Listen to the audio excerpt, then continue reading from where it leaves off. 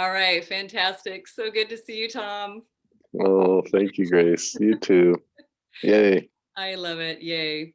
And I'm really excited because we're doing a retreat. I always love the retreats that we've been doing together. So Me too.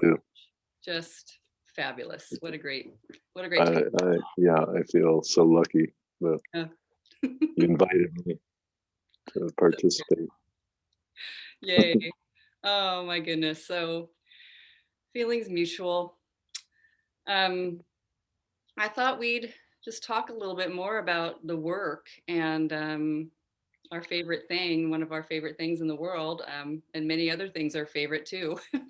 Hmm. Yeah, that's one of the gifts of the work. Yes, just amazing. And sort of, where we are now and continuing in the journey. And I have been curious about you and I have shared a little bit about cancer and traumatic events or big things Mm. happen. And people ask from time to time, like, how does anyone get past, sort of extreme situations and especially with the work. And I thought I'd ask Uh-huh. you a little because I know you've been through that, you know? Yeah. Um,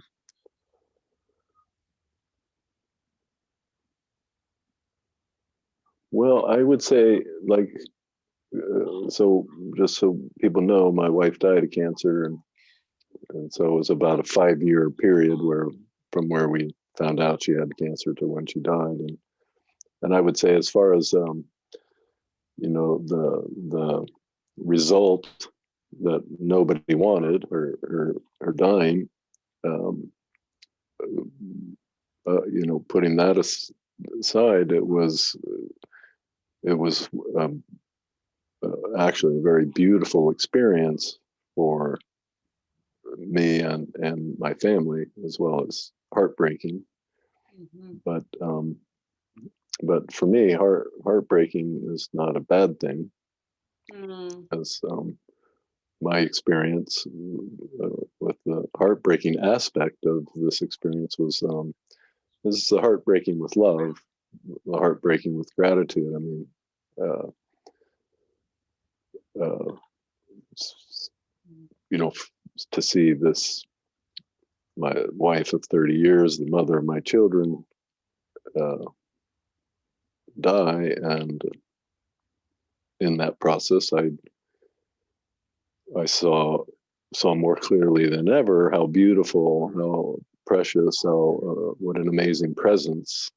So the amount of gratitude and love that I felt was, what I would call heartbreaking. It was like heartbreaking, as in I couldn't. It was so big I couldn't contain it, and mm. so I had to let go of the restrictions on my heart.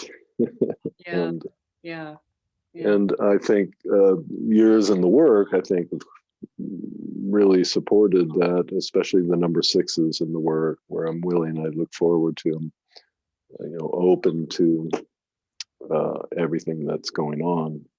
Mm, So I would say that was a constant presence, was my experience with uh, this willingness to experience everything that's happening, and it overall was incredibly beautiful yeah. experience. And my children joined us for the last 14, 15 months. So it was the four of us, Mm, and it was, again, full of gratitude and love, watching my children with my wife yeah. as well. Um, and then, I ran into.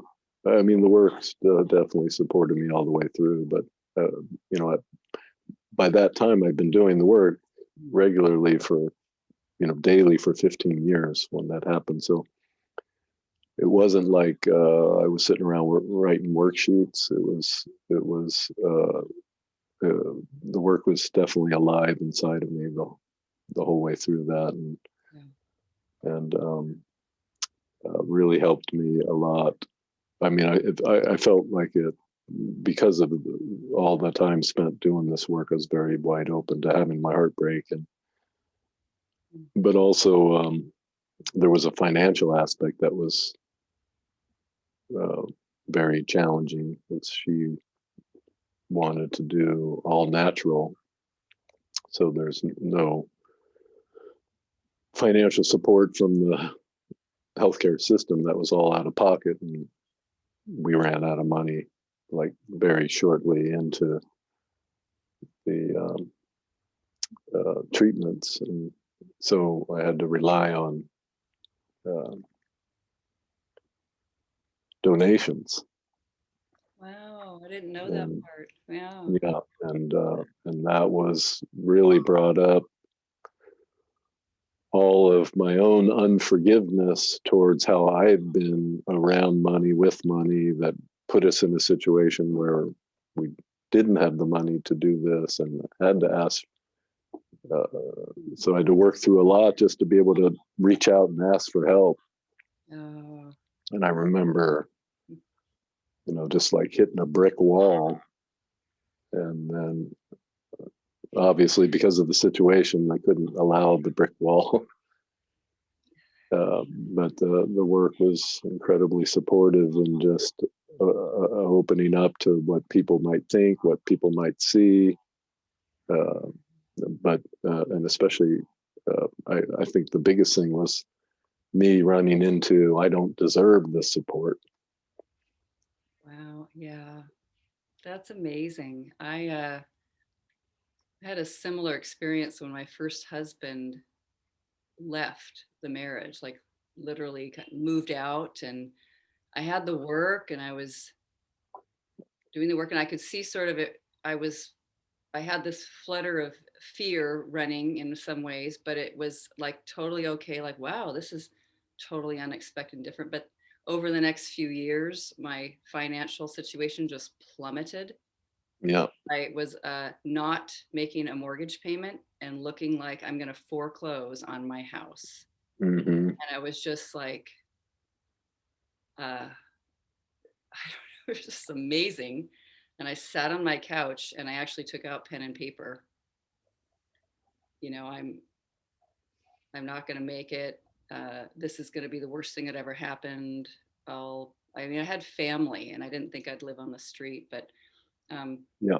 what was amazing is just sitting there and then sitting silently, eyes closed as well. I thought, I haven't asked for it. You know, I've been trying to get a job and I've been working, and then that not enough, and all that's going on. I haven't just asked, you know, and Yeah. I thought, huh, and all those things saying like I can't ask for I can't, I can't do that. It's not even. Yeah. Like, I got me into this mess. Like, Yeah. Yes. yeah, it was incredibly humbling experience, beautifully humbling, Yeah. and And it's pretty incredible. and worked through a big block that I probably have been carrying since I was 2, Wow. around not deserving support, not deserving help, or having to earn it. All those kinds of stories that block, were blocking my openness to the abundance that life is, that reality is, so abundant. Wow. That's I love, there's a Byron Katie quote that just came to mind. I don't know if you yeah. have time Oh, we do. around this deserving. And so, according to Katie, there's such abundance here now, always. There's a table, there's a floor, there's a rug on the floor, there's a window, there's a sky, a sky. There are 2 friends, not 1, not 0, but 2. I could go on and on describing the world I live in now. It would it would take a lifetime to describe this moment, this now, which doesn't even exist except as my story. And isn't it beautiful? reality as it is. It just is. I could die in such abundance, and I didn't do anything for it but notice. But that kind of sums up, I didn't do anything for it. I didn't earn it, didn't deserve it. And often when I get on this subject with people, because, that's basically our basic conditioning, deserving, earning. You don't deserve, you don't earn, then you actually deserve to suffer, Yes. lose support, that whole thing. That I joke. It's like, so, this self-made man idea. I don't know anybody, anyone. It's like, yeah, like you created the sun, you made the plants grow, you make the food digest in your body, you created the universe, you came up with sheet metal that makes your car, you're the one that developed. It's like, oh yeah, yeah, you've earned everything that you are experiencing. I don't think so.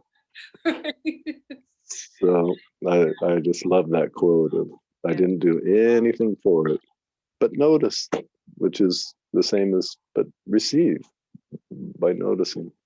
Receive. Yeah, it was Yeah. amazing in that I didn't know for in my situation what was going to happen next, obviously. I mean, I just was like, well, I'm willing to go live with my mother, I guess. I mean, I just can't. That's very humbling. Yes, it started sounding, it started sounding better. And I talked with her, like, yeah, that might not be too bad. I mean, single woman in her 40s with 2 kids living with her mother. That's, I don't know. And what was really amazing is, love you just read that quote with, I didn't do anything for it, because I was just dating who's my husband now, just getting to know him. And he didn't know the whole everything, quite, because I was ashamed. Yeah. He was aware I'm looking hard for work. I'm really, we met dancing. And uh, I don't know, I want to say it's like maybe just a couple weeks later, it was my actual birthday. And on the day of the dance, when the dance class would meet, and Hmm. um, and I met him there, and the whole community presented me for my birthday with a giant envelope full of money. Wow. And I just stood there and I just started to cry. It still makes, Yeah. I was, It's making me cry. I just, and I could, it was like $3,000. I could pay for my whole mortgage that was overdue and my utilities. And then I got a job. Wow. Amazing, the universe, just, Yeah. I find whenever the universe withholds support that we think we need, like a job in this case, I've noticed over the years now that it's always withholding something we think we need because there's a greater gift that it's wanting. Yeah. Just trusting. Yeah. Incredible. Yeah. And it's amazing. My own journey with cancers. My father died of cancer. I Mm. always felt like quite young. I was in my 20s, and it's one of the first things I did the work on. So I didn't have the work at the time. But I love Yep. what you said about that heartbreak, because when I looked back at that situation in my early years of really sitting with the work in that very deliberate, like somebody's facilitating me, and I got to really want to understand, I remembered laying on my, like a dorm bed by myself, thinking about my father and knowing Hmm. I was going to go see him the next day. He was very ill. He was very ill. Yeah. We're all gathering, and I'd seen him a lot, but now we're all gathering. It looks like it's getting towards the end. And I just started crying. And I remembered it so well because it was like this uh, breaking open of the heart. And I just Yeah. cried for half an hour by myself, just wailing, in this dorm room. And I remembered way later in life, doing the work, I remembered that that felt good. Yeah. More than likely, you were just seeing the beauty of your father. Yes. I mean, and it's funny, I wouldn't have remembered like that really consciously at the time.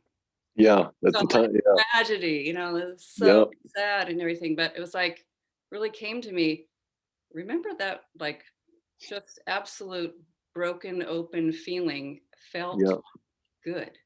yeah. Yeah, I was at a school, staff in a school. I just happened to be with Katie and another staff member, and got a phone call from my sister saying my dad had a heart attack.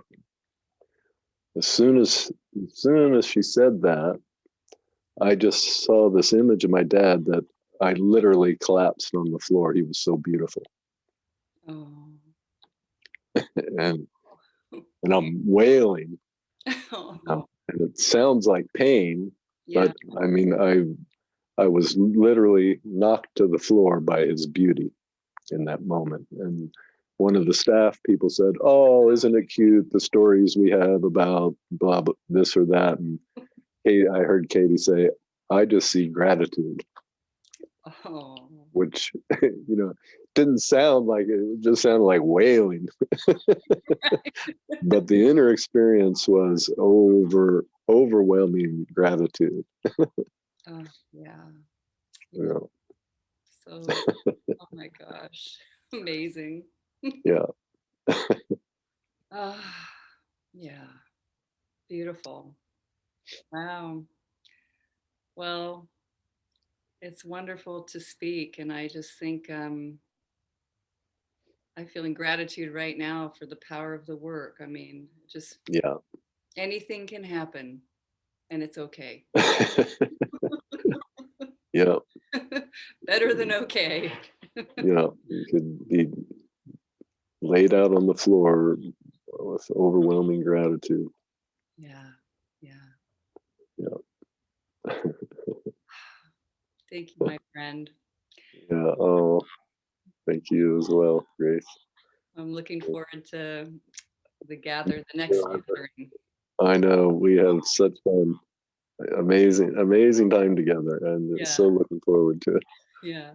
Always such a wonderful group we have Yeah.